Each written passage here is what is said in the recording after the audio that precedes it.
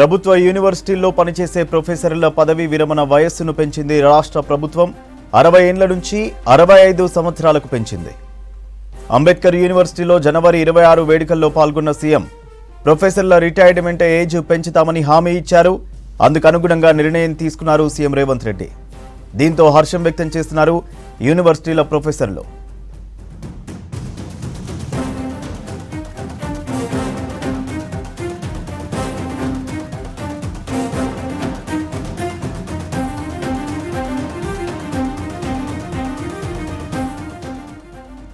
ఇదే విషయంపై డీటెయిల్స్ రాజు అందిస్తారు. Yes Raju. Thank you Surya. కొద్దిసేపటి క్రితమే రాష్ట్ర ప్రభుత్వం యూనివర్సిటీలో బోధించే ప్రొఫెసర్లు, అసోసియేట్ ప్రొఫెసర్లకు సంబంధించి రిటైర్మెంట్ వయసును 60 నుండి 65 సంవత్సరాలకు పెంచింది. రీసెంట్ గానే రిపబ్లిక్ డే సందర్భంగా సీఎం రేవంత్ రెడ్డి కూడా చెప్పారు, యూనివర్సిటీలో పనిచేసే ప్రొఫెసర్ల వయసు పెంచుతాం, దానిపైన కసరత్తు కూడా జరుగుతుందని కూడా చెప్పారు. ఆయన చెప్పిన మాట ప్రకారం, ఇచ్చిన హామీ ప్రకారం కొద్దిసేపటి క్రితమే రాష్ట్ర ప్రభుత్వం యూనివర్సిటీ సంబంధించిన టీచింగ్ స్టాఫ్ వయసును 60 నుండి 65 సంవత్సరాలకు పెంచింది. ఇక దీంతో యూనివర్సిటీలలో పనిచేసే టీచింగ్ స్టాఫ్ సంతోషం వ్యక్తం చేస్తున్నారు. చాలా మంది ఈ ఏడాది రిటైర్మెంట్ అయ్యే వాళ్ళు కూడా ఇప్పుడు వయసు పెంచడంతో చాలా హ్యాపీగా ఫీల్ అవుతున్నారు. గత 13-14 సంవత్సరాల నుంచి యూనివర్సిటీలో నియామకాలు జరగట్లేదు. దీంతో ఉన్న స్టాఫ్ రిటైర్డ్ అవుతూ వస్తున్న పరిస్థితి కనబడుతుంది. అయితే యూనివర్సిటీలను బలోపేతం చేయాలని రాష్ట్ర ప్రభుత్వం భావిస్తుంది. దానికి అనుకూలంగానే గత ఏడాది కాలంగా రాష్ట్ర ప్రభుత్వం రేవంత్ రెడ్డి సర్కార్ యూనివర్సిటీలను బలోపేతం చేసే పనిలో పడింది. అందులో భాగంగానే యూనివర్సిటీలకు బీసీల నియామకం చేపట్టింది. అదేవిధంగా యూనివర్సిటీలకు సంబంధించిన మౌలిక వసతులను ఏర్పాటు చేయాలని కూడా ఒక ఆదేశాలు జారీ చేశారు. ఇక యూనివర్సిటీలకు సంబంధించిన ఖాళీలను కూడా భర్తీ చేశామని కూడా చెప్పారు. అంతకంటే ముందు యూనివర్సిటీలో ఉన్న టీచింగ్ స్టాఫ్ కు సంబంధించిన వయసు పెంచుతాం, అక్కడ స్టాఫ్ కొరత ఉంది అనేది రాష్ట్ర ప్రభుత్వం దృష్టికి రావడంతో సీఎం రేవంత్ రెడ్డి ఈ నిర్ణయం తీసుకున్నారు. సో ఇప్పటికే యూజీసీ గైడ్లైన్స్ ప్రకారం వాళ్లకు వేతనాలు చెల్లించబడతాయి. అదే కాకుండా గత 13 సంవత్సరాల నుంచి రాష్ట్రంలో నియామకాలు లేకపోవడంతో త్వరలోనే యూనివర్సిటీల్లో నియామకాలు చేపట్టాలని కూడా సీఎం రేవంత్ రెడ్డి భావిస్తున్నారు. వాస్తవంగా యూజీసీ గైడ్లైన్ ప్రకారము ప్రొఫెసర్లకు సంబంధించిన వయసు, రిటైర్మెంట్ వయసు 60 సంవత్సరాలకు పెంచుకునే వెసులుబాటు ఉంది. కానీ గత ప్రభుత్వము యూనివర్సిటీలను పట్టించుకోలేదు, యూనివర్సిటీలో నియామకాలను చేపట్టలేదు, వాటి బలోపేతం కూడా చేయడానికి కూడా కృషి చేయలేదు. రిటైర్మెంట్ ఆఖరికి యూజీసీ గైడ్ లైన్స్ ప్రకారం 65 సంవత్సరాలకు వయసు పెంచుకునే అవకాశం ఉన్నప్పుడు కూడా రాష్ట్ర ప్రభుత్వం పట్టించుకోలేదు. సో ఇప్పుడున్న రాష్ట్ర ప్రభుత్వం పట్టించుకుంది, యూనివర్సిటీల పైన ఫోకస్ పెట్టింది, విద్యా వ్యవస్థ పైన ఫోకస్ పెట్టిందని చెప్పచ్చు. ఇప్పటికే దాదాపు దేశవ్యాప్తంగా 10-15 రాష్ట్రాలలో రిటైర్మెంట్ వయసు 65 సంవత్సరాలకు పెంచుతూ చాలా ప్రభుత్వాలు నిర్ణయం తీసుకున్నాయి. పక్కన ఉన్న ఏపీలో కూడా రిటైర్మెంట్ వయసు 62 తర్వాత 65 చేసుకున్న సందర్భం కూడా ఉంది. సో తెలంగాణ రాష్ట్ర ప్రభుత్వం కూడా యూనివర్సిటీ బలోపేతంలో భాగంగానే ఈ వయసు పెంపు నిర్ణయం తీసుకున్నట్లు తెలుస్తుంది. దానికి సంబంధించిన ఉత్తర్వులు కూడా కొద్దిసేపటి క్రితం విడుదలయ్యాయి. దీంతో ఎక్కువగా తెలంగాణలో ఉస్మానియా యూనివర్సిటీ, కాకతీయ యూనివర్సిటీలో దాదాపు ఎక్కువ మంది ప్రొఫెసర్లకు ఈ లబ్ధి చేకూరే అవకాశం అయితే కనబడుతుంది. ఈ 2025 సంవత్సరంలో ఉస్మానియా యూనివర్సిటీలో దాదాపు 55 నుండి 60 మంది వరకు ప్రొఫెసర్లు రిటైర్డ్ అయ్యే అవకాశం ఉంది. సో ఇవాళ తీసుకున్న నిర్ణయం వెలువడిన ఉత్తర్వులతో వాళ్లకు మరొక 5 సంవత్సరాల పాటు యూనివర్సిటీలో పనిచేసే అవకాశం వచ్చింది. ఇక కాకతీయ యూనివర్సిటీలో కూడా దాదాపు 30 నుండి 40 మంది ప్రొఫెసర్లు రిటైర్మెంట్ వయసు ఈ సంవత్సరం ఉంది. 2025 సంవత్సరంలో రిటైర్మెంట్ అయ్యే అవకాశం ఉంది. సో వాళ్ళు కూడా మరొక 5 సంవత్సరాల పాటు కొనసాగే అవకాశం అయితే కనబడుతుంది. మిగతా వాళ్ళు అంటే మరొక 2-3 సంవత్సరాల్లో రిటైర్మెంట్ అయ్యే వాళ్ళు కూడా ఈ 65 సంవత్సరాల వయసు పెంపుతోని చాలా హ్యాపీగా ఫీల్ అవుతున్న పరిస్థితిని గుర్తి. ఇక ఖాళీలను కూడా గుర్తించి రాష్ట్ర ప్రభుత్వం త్వరలోనే యూనివర్సిటీలలో నియామకాలు చేపట్టాలని ఒక ఆలోచన ఉంది. దానికి సంబంధించిన కసరత్తు కూడా చేస్తుంది. సో ఇది యూనివర్సిటీలకు సంబంధించిన సమాచారం. Surya. Right, thank you Raju.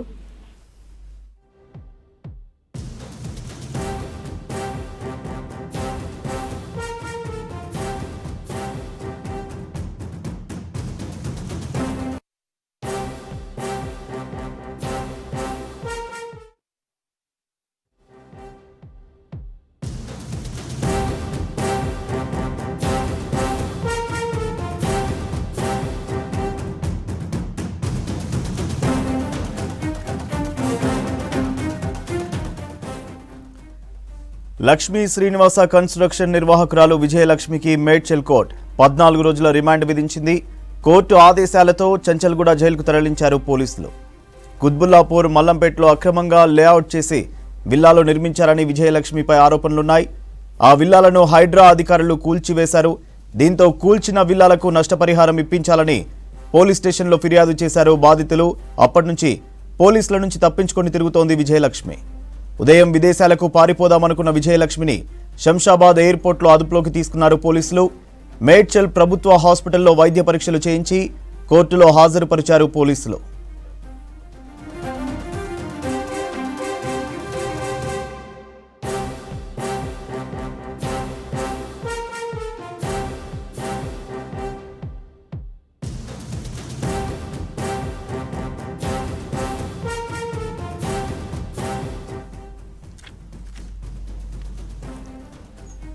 Lakshmi Srinivasa construction నిర్వాహకురాలు విజయలక్ష్మికి మేడ్చల్ కోర్టు 14 రోజుల రిమాండ్ విధించింది. కోర్టు ఆదేశాలతో చంచల్గూడ జైలుకు తరలించారు పోలీసులు.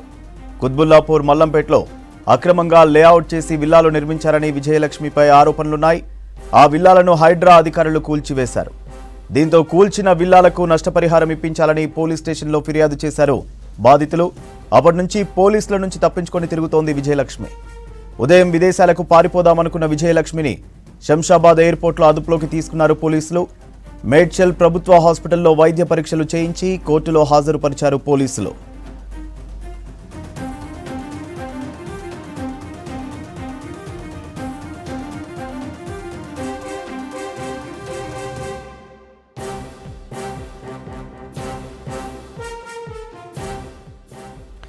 ఇదే విషయంపై డీటెయిల్స్ రామ్ ప్రసాద్ అందిస్తారు. ఎస్ రామ్ ప్రసాద్. సూర్య, హైదరాబాద్లోని ఓఆర్ఆర్ పరిధిలో ఉన్నటువంటి దుండిగల్ పోలీస్ స్టేషన్ పరిధిలోని మల్లంపేటలో లక్ష్మీ శ్రీనివాస కన్స్ట్రక్షన్స్ ఎండి విజయలక్ష్మిపై అయితే గతంలో ఇటు భూ కబ్జాతో పాటు 420 కేసులు, అదేవిధంగా చీటింగ్ సంబంధించినటువంటి పలు కేసులు అయితే కీలక కేసులు నమోదు చేసినటువంటి పోలీసులు ఈరోజు తెల్లవారుజామున హైదరాబాద్లోని శంషాబాద్ ఎయిర్పోర్ట్ గుండా విదేశాలకు వెళ్తున్నట్లు ఉన్నటువంటి విశ్వసనీయ సమాచారం మేరకు అయితే పోలీసులు అదుపులోకి తీసుకోవడం జరిగింది. అదుపులోకి తీసుకున్న అనంతరం అయితే తనపై ఇప్పటికే ఉన్నటువంటి పలు సెక్షన్లకు సంబంధించినటువంటి అన్ని అంశాలపై కూడా పోలీసులు విచారణ చేయడం జరిగింది. విచారణలో అయితే ఇటు విజయలక్ష్మి అన్ని నిజాలను అంగీకరించడంతో అయితే పోలీసులు కూడా విచారణ అనంతరం కోర్టులో కూడా హాజరుపరచడం జరిగింది. ముఖ్యంగా మనం చూస్తే హైదరాబాద్లో ఉన్నటువంటి మల్లంపేటలో ఇటు భావనాస్ జిఎల్సి క్రిప్స్కి సంబంధించినటువంటి ఏదైతే విల్లాస్ ఉన్నాయో సుమారు 300 విల్లాల వరకు ఉన్నాయి. ఈ క్రమంలోనే ఇటు కస్టమర్ల నుంచి డబ్బులు తీసుకోవడంతో పాటు వారికి కావాల్సినటువంటి ఎమ్యూనిటీస్ను కూడా కల్పించకపోవడంతో పాటు ఇటు ప్రభుత్వ స్థలంలో కూడా ఇటు విల్లాలు నిర్మించినట్లుగా కూడా ఇటు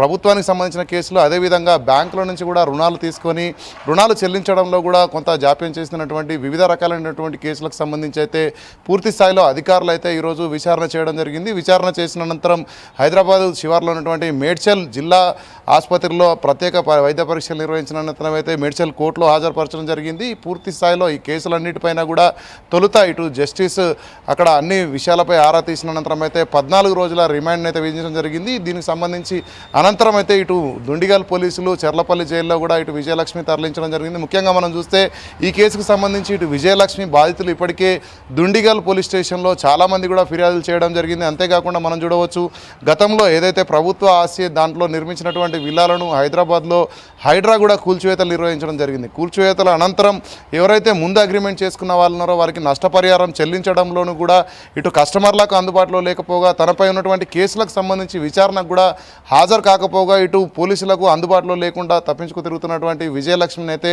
ఎట్టకేలకు పోలీసులు విచారణ చేయడంతో పాటు ఈరోజు కోర్టులో హాజరుపరచడం జరిగింది. ఇప్పటికే విజయలక్ష్మిని ఇటు పోలీస్ స్టేషన్కి తీసుకొచ్చిన విషయాన్ని తెలుసుకొని అయితే భారీగా ఈరోజు ఉదయం నుంచి కూడా దుండిగల్ పోలీస్ స్టేషన్కి అయితే చాలామంది బాధితులు రావడంతో అయితే పోలీసులు విచారణ అనంతరం అయితే కోర్టులో హాజరుపరిచి అనంతరం కోర్టు డైరెక్షన్ ఆధారంగా అయితే చెర్లపల్లి జైలుకు పంపించినటువంటి పరిస్థితి అయితే ఇటు దుండిగల్ పోలీస్ స్టేషన్ పరిధిలో జరిగింది. Surya. Thank you Ram Prasad.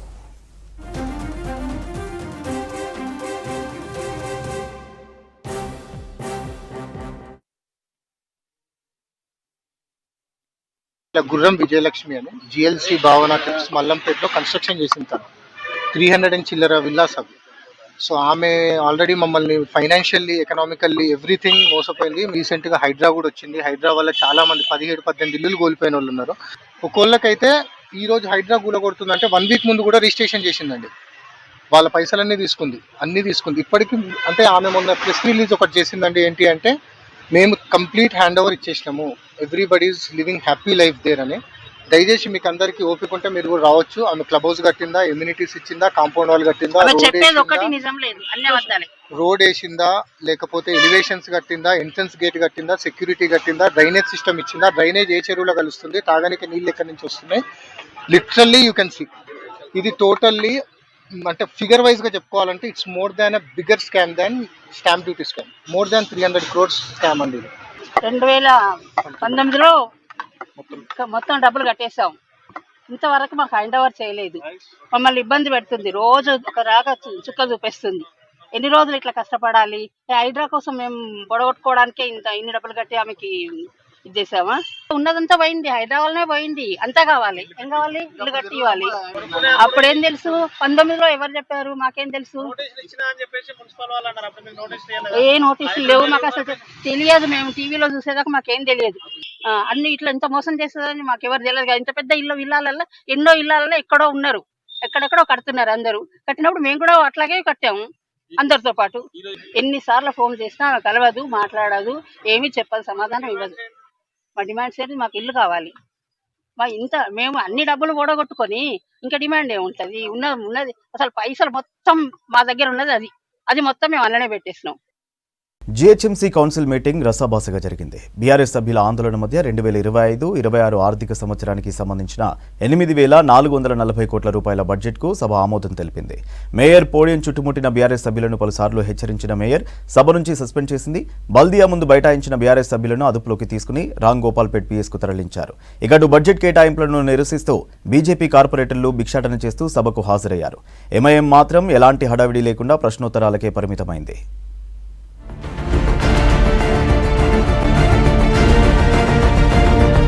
GHMC 10వ సర్వసభ్య సమావేశం స్వల్ప ఉద్రిక్తత మధ్య ముగిసింది.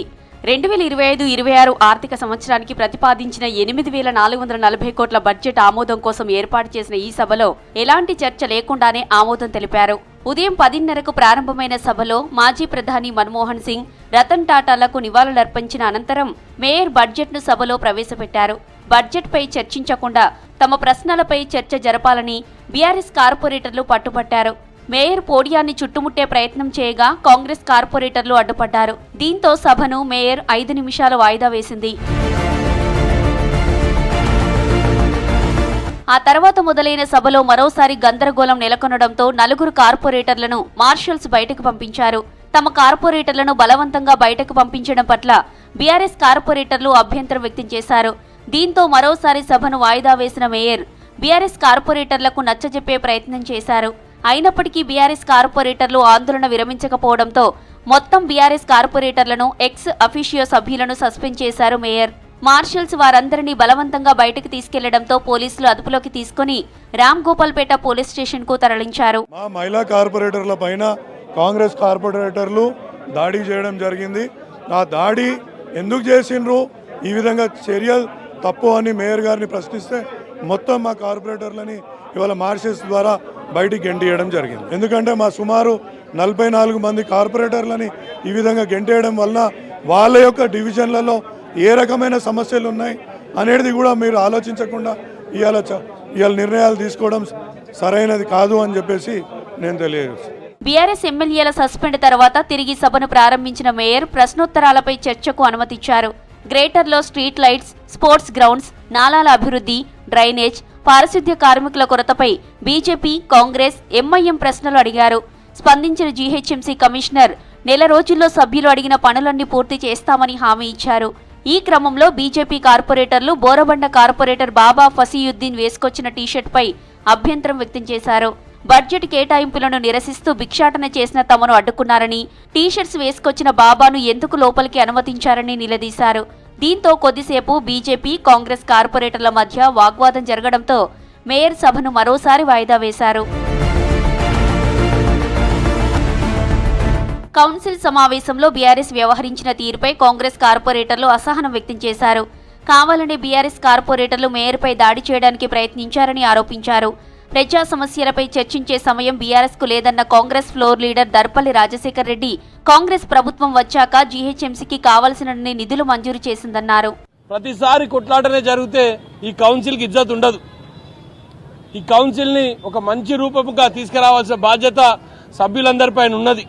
వాళ్ళందరినీ కూడా మేము విజ్ఞప్తి చేసినాం, కానీ టీఆర్ఎస్ సభ్యులు ఒప్పుకోలే. మళ్ళా వాళ్ళ ప్రవర్తన చూపించిర్రు. కుక్కతో ఎట్లయితే వంకర ఉంటుందో అదే విధంగా వాళ్ళు అదే విధంగా ప్రవర్తించిర్రు. సోదరుడు ఫసీవుద్దీన్ పై దాడి చేసిండ్రు. హైదరాబాద్ ప్రజలకు సంబంధించిన సమస్యలపై మీరు గలమెత్తమంటే వాళ్ళు అవసరం లేదనే విధంగా వాళ్ళు బయటికి వెళ్ళిపోవడం జరిగింది. ఇక్కడ ఎవరు పంపించే విధానం లేదు, ఎవరిని పంపించలేదు. సభ సజావుగా జరగాలంటే వాళ్ళు కోఆపరేషన్ అవసరం అని కూడా మేము పొద్దున్న నుంచి విజ్ఞప్తి చేస్తూనే ఉన్నాం. 2 సార్లు సభ అర్జెంట్ అయినాక కూడా లోపల కూర్చోబెట్టి మాట్లాడినాం, ఎవరు వినలేదు. ఎన్నిసార్లు అడిగినా బతిలాడినా కూడా వాళ్ళు సభకు సహకరించలేదు. ప్రభుత్వాల నుంచి ఎప్పుడు కూడా పైసలు రాలే జిహెచ్ఎంసీ పైసలనే ప్రభుత్వాలు వాడుకునే గతంలో బీఆర్ఎస్ ప్రభుత్వం. కానీ ఈసారి జిహెచ్ఎంసీ మొత్తం అప్పుల పాలు చేసి బీఆర్ఎస్ నాయకులు పరిస్థితి చాలా ఘోరాతి ఘోరంగా ఉంటే గౌరవ ముఖ్యమంత్రి రేవంత్ రెడ్డి గారు ఆ పరిస్థితి చూసి 10,000 కోట్లు 1,000 కోట్లు 3,500 కోట్లు ఇచ్చిన ఘనత గౌరవ ముఖ్యమంత్రి రేవంత్ రెడ్డి గారిది. అదే కాక గతంలో టీఆర్ఎస్ ఐటీ మున్సిపల్ శాఖ మంత్రివర్యులు కేటీఆర్ గారు అప్పుడు అక్కడ విదేశాలకు పోయి పర్యటించి నేను ఆ కంపెనీ తీసుకొచ్చా, ఈ కంపెనీ తీసుకొచ్చా, ఇన్ని ఉద్యోగాలు తీసుకొచ్చా, అన్ని ఉద్యోగాలు తీసుకొచ్చా అన్నారు. కానీ అది పేపర్ వర్కే కనపడ్డది, ఎక్కడ కూడా గ్రౌండ్ లెవెల్ అమలు కాలే. అటు ఎంఐఎం మాత్రం సభలో ప్రశ్నోత్తరాలకే పరిమితమైంది. కాంగ్రెస్ బీజేపీ కౌంటర్లపై అభ్యంతరం వ్యక్తం చేస్తూ పాత బస్తీలోని సమస్యలను సభ దృష్టికి తీసుకొచ్చింది. దావోస్ పర్యటనలో సీఎం రాష్ట్రానికి తీసుకొచ్చిన పెట్టుబడులపై ధన్యవాదాలు చెబుతూ తీర్మానం చేశారు సభ్యులు. అయితే గత వారం రోజుల నుంచి అవిశ్వాస తీర్మానంపై చర్చ జరిగిన క్రమంలో సభలో ఆ ప్రస్తావన హడావిడి ఎక్కడా కనిపించలేదు. 4 ఏళ్ల నుంచి నిర్వహించిన కౌన్సిల్ సమావేశాల్లో ఈ బడ్జెట్ సమావేశం మంచిగా జరిగిందన్నారు మేయర్ విజయలక్ష్మి. కార్పొరేటర్లంతా కలిసికట్టుగా ఉంటూ డివిజన్లలో అభివృద్ధి పనుల కోసం కృషి చేయాలని సూచించారు.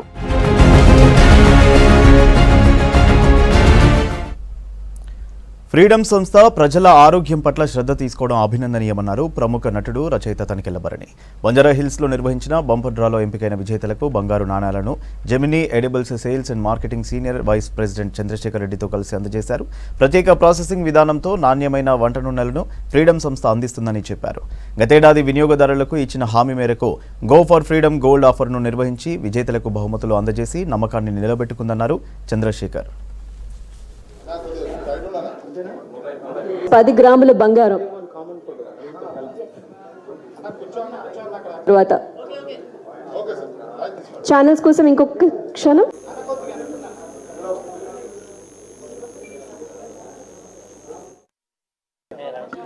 చాలా చాలా పెద్ద యాక్టర్ మన యష్ అంటే కేజీఎఫ్ ద్వారా యావత్ భారతదేశానికి తెలిసిన యాక్టర్.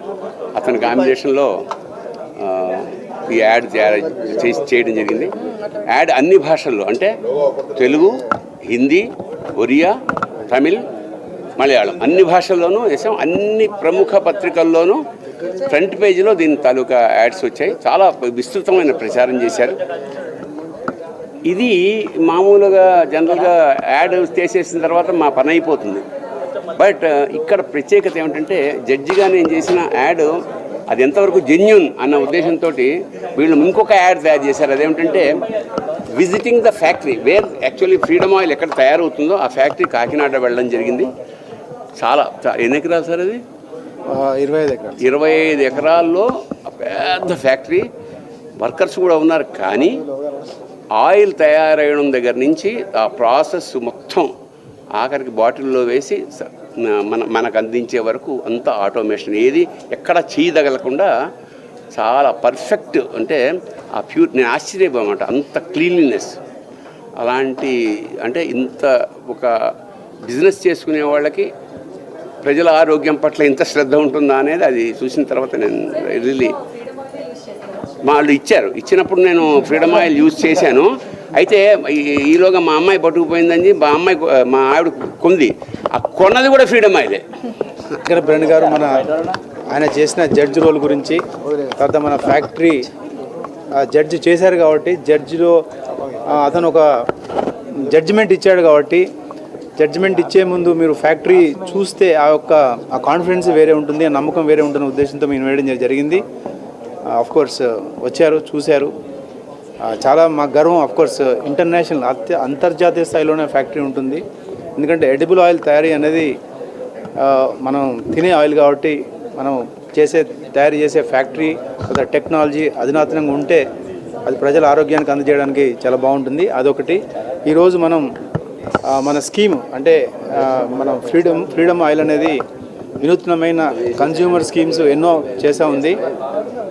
ఈ మధ్య కాలంలో మనము freedom gold offer go to freedom అన్న go to gold freedom offer అనేది మనము కొన్ని నెలల కింద స్టార్ట్ చేయడం జరిగింది. అది నవంబర్లో ఎండ్ అయింది. అయితే మీ అందరికీ తెలుసు, ఇటువంటి మాస్ స్కీమ్స్ కొన్ని లక్షల బహుమతులు ఉన్నప్పుడు, మన వినియోగదారులు కొన్ని కోట్ల పైగా ఉన్నప్పుడు ప్రజలకు ఒక నమ్మకం అంటూ ఉండాలి. మనం ఇచ్చే ప్రైజెస్ అవన్నీ అంటే మనం రోజువారీగా మనం ఒక గోల్డ్ కాయిన్ ఇచ్చాము. అఫ్కోర్స్ అది మనం ఇంటర్నెట్లో మన సైట్లో పెట్టడం జరిగింది. రాష్ట్రంలో 3-4 రోజులు పొగమంచు ప్రభావం అధికంగా ఉంటుందన్నారు వాతావరణ శాఖ అధికారులు. తూర్పు ఈశాన్య జిల్లాలతో పాటు గ్రేటర్ హైదరాబాద్లో మంచు కురుస్తుందన్నారు. తూర్పు ఆగ్నేయ గాలుల వల్ల పగటి ఉష్ణోగ్రతలు పెరుగుతున్నాయని అన్నారు. ఫిబ్రవరి 15 వరకు వాతావరణంలో భిన్న పరిస్థితులు ఉంటాయన్నారు. అప్పుడప్పుడు చల్లని గాలులు, వేడి గాలులు వీస్తాయంటున్న వాతావరణ శాఖ డైరెక్టర్ నాగరత్నతో కల్పన ఫేస్ టు ఫేస్. లోనే ఎండాకాలం వచ్చేసిందా అంటే అవుననే చెప్పొచ్చు. ఎందుకంటే బయట చూస్తున్న సిచ్యువేషన్స్ అలా ఉన్నాయి. బయటికి వెళ్ళాలంటే 1-2 సార్లు ఆలోచించాల్సిన సిచ్యువేషన్స్ అయితే మనకు ప్రజెంట్ కనిపిస్తూ ఉన్నాయి. ఓవైపు చలి ఉంటే మరోవైపు దట్టంగా పొగమంచు, ఇక ఇంకోవైపు అయితే మాడు పగలేలా ఎండలు. మరి ఎందుకు ఇట్లాంటి భిన్న పరిస్థితులు కనిపిస్తూ ఉన్నాయి? అసలు వాతావరణంలో పరిస్థితుల గల కారణాలు ఏంటో తెలుసుకుందాం. మనతో పాటు వాతావరణ శాఖ డైరెక్టర్ నాగరత్న గారు ఉన్నారు. ఒకసారి మాట్లాడదాం. మ్యామ్, ప్రస్తుతం భిన్న వాతావరణ పరిస్థితుల గల కారణాలు ఏంటి మ్యామ్? ప్రస్తుతానికి వాతావరణ పరిస్థితులు చూసుకున్నట్లయితే ఎక్కువగా కూడా పొడి వాతావరణం కొనసాగే అవకాశాలు ఉన్నాయి తెలంగాణలో రానున్న 4-5 రోజుల వరకు కూడా. అట్లాగే చాలా చోట్ల కూడా ఈ మంచు ఉండే అవకాశాలు ఉన్నాయి. ఎక్కువగా కూడా ఈ పొగమంచు అనేది ఈ తూర్పు ఈశాన్య జిల్లాలు, వాయువు జిల్లాల్లో కొనసాగే అవకాశం ఉంది. కొన్ని చోట్ల పశ్చిమ జిల్లాల్లో అక్కడ కూడా ఉండే అవకాశం ఉంది. అయితే పగటిపూట గరిష్ట ఉష్ణోగ్రతలు చూసుకున్నట్లయితే గత 2-3 రోజుల నుంచి అట్లాగే రానున్న 4-5 రోజుల వరకు కూడా 30 డిగ్రీల సెల్సియస్ మధ్య నుండి 35 వరకు కూడా నమోదయ్యే ఛాన్సెస్ ఉన్నాయి. అట్లాగే కనిష్ట ఉష్ణోగ్రతలు ఏవైతే ఉన్నాయో ఉదయం పూట 14 డిగ్రీల సెల్సియస్ నుంచి 15-16 వరకు కూడా ఉండే అవకాశాలు ఉన్నాయి. సో ఇట్లా చూసుకుంటే కనుక పగటిపూట ఉష్ణోగ్రతల్లో ఈ గాలి అనేది మనకి ఈ 2-3 రోజుల్లోని ఇటువంటి ఈశాన్య గాలులు ఉంటాయి. తర్వాత క్రమేపగా కూడా అవి మరింత వామ్నెస్ పెరిగే ఛాన్సెస్ కనిపిస్తున్నాయి. సో 2-3 డేస్ తర్వాత ఈ పగటిపూట ఉష్ణోగ్రతలు 1 or 2 degrees రైజ్ కూడా ఉండే అవకాశాలు ఉన్నాయి. ఓకే మ్యామ్, అంటే ఎందుకు అంటే జనవరి ఇంకా ముగియ ముందుకే ఎండాకాలం లాగా మనకి ఇంత ఎండలు కనిపిస్తూ ఉన్నాయి. దాదాపు మనకు 30 డిగ్రీల వరకు కూడా నమోదవుతూ ఉన్నాయి. ఎందుకు ఇట్లాంటి పరిస్థితులు మనకు కనిపిస్తూ ఉన్నాయి? వాతావరణ పరిస్థితులు ఈ జనవరి నెల ఎప్పుడు కూడా మనకి ఫిబ్రవరి 1st వీక్, జనవరి లాస్ట్ వీక్లోని తెలంగాణ ఆ ప్రదేశాల్లో, సమీప జిల్లాల్లోని, సమీప రాష్ట్రాల్లోని స్లైట్ రైజ్ ఆఫ్ టెంపరేచర్స్ ఉంటుంది. కూడా మనం సౌత్ ఇండియాలో ఉన్నాం, సౌత్ పెనిన్సులార్ ఇండియాలో. నార్త్ అనేది కూల్నెస్ ఉంటుంది, బట్ సౌత్ ఇండియాలో ఈస్టర్లీస్ అనేవి లైట్గా ప్రవేశించడం, చేంజ్ ఆఫ్ విండ్ మూమెంట్ అనేది కనిపిస్తుంటుంది. అంటే there is a transition of this wind movement direction అది. సో దానివల్ల ఒక్కొక్కప్పుడు 1st వీక్ ఆఫ్ ఫిబ్రవరిలో కానీ, లాస్ట్ వీక్ ఆఫ్ జనవరిలో కానీ రైజ్ ఆఫ్ టెంపరేచర్స్ ఉంటాయి. మళ్ళీ తర్వాత కూలింగ్నెస్ అనేది కనిపిస్తుంది, మళ్ళీ టెంపరేచర్స్ డౌన్ అవుతూ ఉంటాయి. ఆ తర్వాత మళ్ళీ సడన్గా 2nd, 3rd వీక్లో మళ్ళీ రైజ్ అవుతాయి ఫిబ్రవరిలో. అప్పుడు ఇవి మనకు క్రమేపగా కూడా మార్చ్ 1st వీక్కి ఒక స్టాండర్డైజ్ అయ్యి ఈ విండ్స్, అప్పుడు మనకి టెంపరేచర్స్ అవి క్రమేపగా కూడా గ్రాడ్యువల్గా ఇంకా రైజ్ అవుతూ ఉంటాయి. సో ఇది మనకి ఈ తెలంగాణ అవ్వచ్చు, ఆంధ్రప్రదేశ్ అవ్వచ్చు, కర్ణాటక అవ్వచ్చు, ఇట్లాంటి సిచ్యువేషన్స్ ఉంటాయి. ఓకే మ్యామ్, అంటే ప్రజెంట్ మనకు ఇప్పుడే ఇట్లాంటి ఎండలు కనిపిస్తూ ఉంటే వచ్చే సమ్మర్లో మనకి ఇంకెట్లా ఉండనున్నాయి మ్యామ్? వచ్చే సమ్మర్లో మనకి యాక్చువల్లీ ఇప్పుడు చూస్తే మనకి ఫిబ్రవరి 1st రిలీజ్ చేస్తారు ఒకటి. ప్రస్తుతం వింటర్లోనే ఉన్నాము. సో సో ప్రస్తుతానికి మాత్రం ఫిబ్రవరిలో slight rise of temperatures in the maximum temperatures కనపడతాయి. మినిమం టెంపరేచర్స్ మాత్రం 15 to 16, 17 degrees వరకు కూడా ఉండే ఛాన్సెస్ ఉన్నాయి. ప్రజెంట్ అయితే మనకైతే దాదాపు 30 నుంచి 35 డిగ్రీల వరకు అయితే మనకు గరిష్ట ఉష్ణోగ్రతలు నమోదవుతా ఉన్నాయి.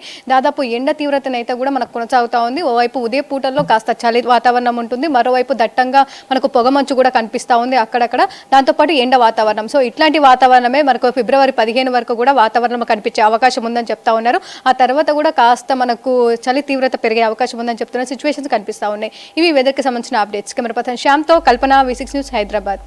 మంచి సినిమాల్లో మ్యూజిక్ డైరెక్టర్గా అవకాశం రావడం పూర్వజన్మ సుకృతమన్నారు ప్రముఖ సంగీత దర్శకుడు కోటి. నార్సింగ్ గండిపేటలోని తన నివాసంలో గురువు దైవజ్ఞ శర్మతో కలిసి UK high range book of world record piano ST అవార్డును టీఎస్ సతీష్కు అందించారు కోటి. పియానో వాయించడం అంత సులువైన విషయం కాదన్నారు. తన తండ్రి ప్లే చేసిన పియానోకు 100 ఏళ్లు దాటిందని గుర్తు చేసుకున్నారు కోటి.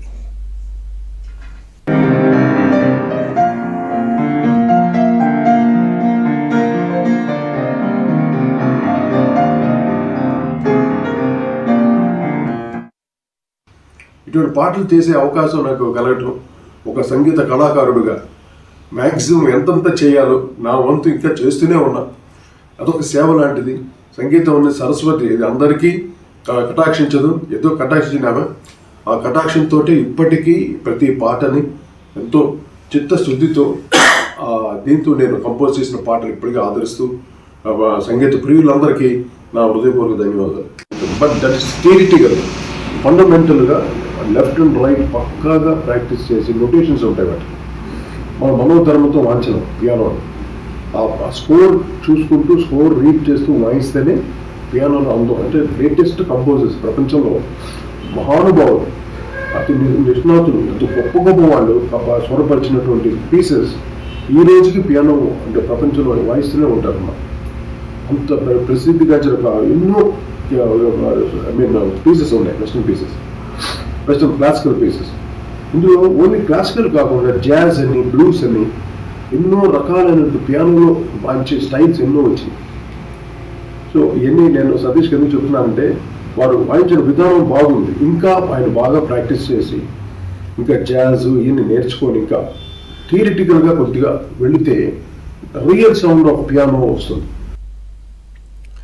షేరిలింగంపల్లి జీహెచ్ఎంసీ డిప్యూటీ కమిషనర్ ముకుందరెడ్డిపై గచ్చిబౌలి పోలీస్ స్టేషన్లో ఫిర్యాదు చేశారు సబ్ కాంట్రాక్ట్ ఉద్యోగులు.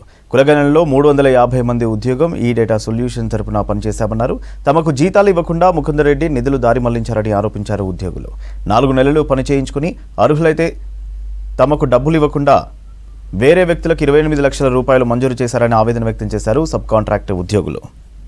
ఇంకోటి ఏంటంటే ఫండ్స్ వచ్చినాక మీకు ఇవ్వకుండా అది కాంట్రాక్ట్ అనే సార్, నాకు ఎవరు జెన్యూనో ఏదో తెలియదా? వాడు ఎవడో తెలియదు, వాడి పేరు మీద ఇంకా వాడు జెన్యూన్ ఉన్నాడు నువ్వు చెప్పానంటే నేను ఎట్లా నమ్ముతాను? ఎందుకంటే వాడు ఎప్పుడు డబ్బులు మోసం చేస్తే మీరు ఇస్తారని నాకు హామీ ఇస్తారా? గతంలో వర్క్ చేసినప్పుడు ఓనా ఏజెన్సీ పైసలు ఇవ్వకుంటే ఇదే ప్రాబ్లం ఫేస్ చేసినందుకే వేరే ఏజెన్సీ అప్లోడ్ నువ్వు టెండర్లో పాయింట్ డైరెక్ట్ నీకే ఇస్తున్నాను.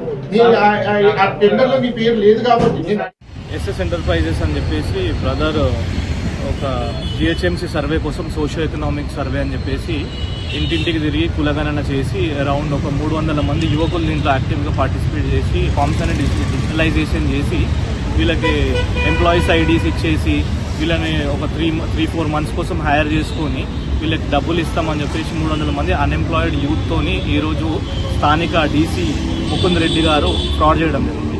సో దీంట్లో క్లియర్గా మనకి ఏమర్థమవుతుందని అంటే డీసీ గారు అతను చేతులకు మట్టి అంటకుండా ఫ్రాడ్ చేసిండు. అరౌండ్ 28 lakhs రూపీస్ దారి మళ్ళీ ప్రభుత్వం యొక్క డబ్బుని మీడియేషన్ పని చేసిన వాళ్ళు ఒకళ్ళు ఉంటే వాళ్ళని మొత్తం అవుట్ స్మార్ట్ చేసి అతనికి నచ్చిన కంపెనీని అసలు నోవేర్ థర్డ్ కంపెనీని తీసుకొని వచ్చి దీంట్లో ఇన్వాల్వ్ చేసి డబ్బులు కొట్టేద్దామని క్లియర్గా చీటింగ్ అండ్ ఫ్రాడ్ చేసిండు. దాని గురించి మేము స్థానిక కమిషనర్ గారిని, ఏసీపీ గారిని, స్థానిక సిఏ గారిని కలిసి రిప్రజెంటేషన్ చేయడం జరిగింది. సోషియో ఎకనామిక్ సర్వే జరిగింది. ఆ సర్వేలో అప్లికేషన్ ఫామ్స్ అన్ని, ఆఫ్లైన్ ఫామ్స్ అన్ని మాన్యువల్ డిజిటలైజేషన్కి మాకు ఇచ్చారు. మాది ఎస్ఎస్ ఎంటర్ప్రైజెస్. మేము కోనా ఈ డేటా సొల్యూషన్స్ నుంచి సబ్ వెండర్ తీసుకొని వర్క్ మొత్తం కంప్లీట్ చేశాం. మేము వర్క్ మొత్తం కంప్లీట్ చేసిన తర్వాత ఆ వర్క్ వేరే వాళ్ళు కంప్లీట్ చేశారని చెప్పేసి అక్కడ ఉన్న deputy commissioner, Serilingampally deputy commissioner Mukund Reddy గారు వేరే వాళ్ళు వర్క్ చేశారని చెప్పేసి వాళ్ళకి సర్టిఫై చేసి ఇచ్చారు. బిల్స్ వాళ్ళకే వచ్చినట్టు మొత్తం చేశారు. సారే దగ్గర ఉండి మాకు అన్యాయం చేశారు. 350 మంది పిల్లలు అందరు స్టూడెంట్స్ వర్క్ చేశారు. అందరూ మోస్ట్ ఎగ్జైటెడ్ ఎగ్జిబిషన్ పెటెక్స్ కి కొండాపూర్లోని హైటెక్స్ వేదిక ఉంది. ఈ నెల 31వ తేదీ నుంచి 3 రోజుల పాటు ఈ ఎక్స్పోని నిర్వహిస్తున్నామని ఆర్గనైజర్స్ ప్రకటించారు. ఇందులో హైదరాబాద్ కిడ్స్ కార్నివాల్తో పాటు క్యాట్ కాంపిటీషన్ ని కూడా నిర్వహించబోతున్నారు. దేశ విదేశాలకు చెందిన 100కు పైగా స్టాల్స్ ఏర్పాటు చేస్తామని తెలిపారు నిర్వాహకులు.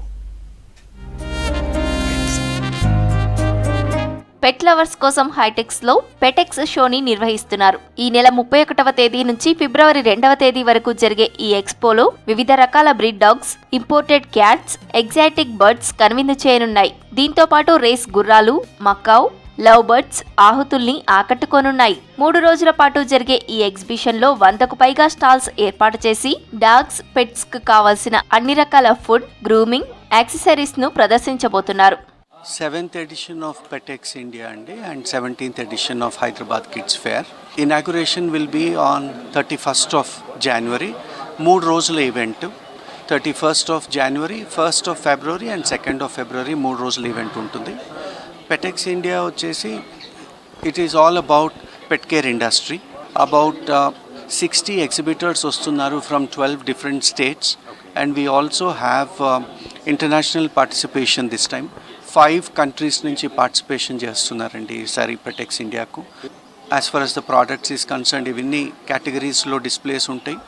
అండ్ సర్వీసెస్ గురించి మనకు లాట్ ఆఫ్ వెటర్నరీ కేర్ గురించి కానివ్వండి, health aspects of the pet care.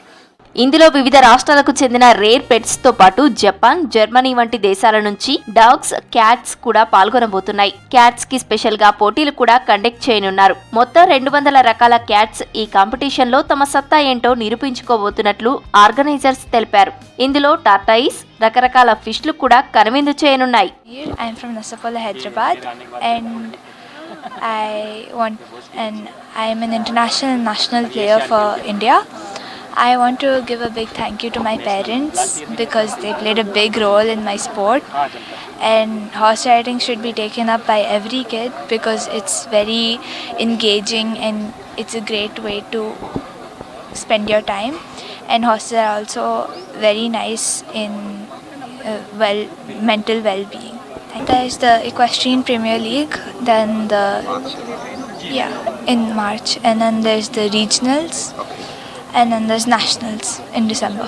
Hyderabad kids carnival పేరుతో చిన్నారులకి కాంపిటీషన్స్ కండక్ట్ చేస్తున్నారు. పిల్లలకు పెట్స్ పై అవేర్నెస్ కల్పించేందుకు ఈ షో ఎంతో ఉపయోగపడుతుందంటున్నారు. విన్నర్స్ కి క్యాష్ ప్రైజ్ కూడా అందిస్తామన్నారు నిర్వాహకులు.